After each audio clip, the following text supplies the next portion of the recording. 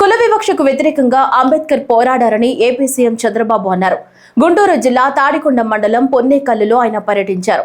అంబేద్కర్ జయంతి సందర్భంగా వేడుకల్లో పాల్గొని ఆయన విగ్రహానికి పూలమాలలు వేసి నివాళులర్పించారు. ఈ సందర్భంగా మాట్లాడుతూ రాజ్యాంగంలో హక్కులను అంబేద్కర్ పొందుపరిచారన్నారు.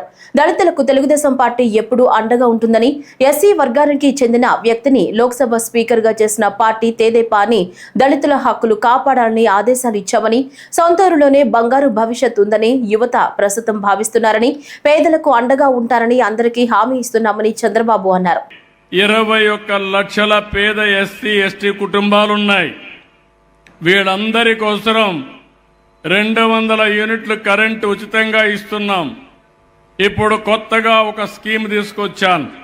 మీ ఇంటి పైన సోలార్ ప్యానెల్స్ పెట్టి కరెంటు ఉత్పత్తి చేసి మీరు వాడుకునే 200 యూనిట్లు వాడుకొని మిగిలిన కరెంటు డిపార్ట్మెంట్కి ఇస్తే యూనిట్కి ₹2.09 మీకు డబ్బులు కూడా ఇస్తాం. దీనివల్ల మీ ఆదాయం పెరుగుతుంది. నెలకు గాని మీరు 100 యూనిట్లు ఇస్తే ₹210 ప్రతి నెల మీ అకౌంట్లకి డబ్బులు వచ్చే పరిస్థితి వస్తుంది. దీనివల్ల కూడా మీకు ఒక వెసులుబాటు వస్తుంది. సంవత్సరానికి 2,500 నుంచి ₹3,000 అదనపు ఆదాయం వస్తుందని చెప్పి కూడా నేను మీకు తెలియజేస్తున్నా. ఎస్సీ ఎస్టీ కుటుంబాలు ఇల్లు కట్టుకోవాలంటే ₹50,000 అదనంగా డబ్బులు ఇస్తామని చెప్పి కూడా నేను మీకు తెలియజేస్తున్నా. దీనికి కూడా 782 కోట్లు అవుతుంది. ఇంకో పక్కన మీరు ఒకసారి చూస్తే స్కిల్ డెవలప్మెంట్ కూడా ఇప్పుడు నేనే చూశాను. నేను చూస్తే చాలా బాధ కలిగింది. ఎప్పుడో పాత రోజుల పనిముట్లు వాడుతున్నారు. దాన్ని కొట్టి కొట్టి సరిగా పనిచేయకుండా ఎనర్జీ కూడా పోయే పరిస్థితి వస్తుంది.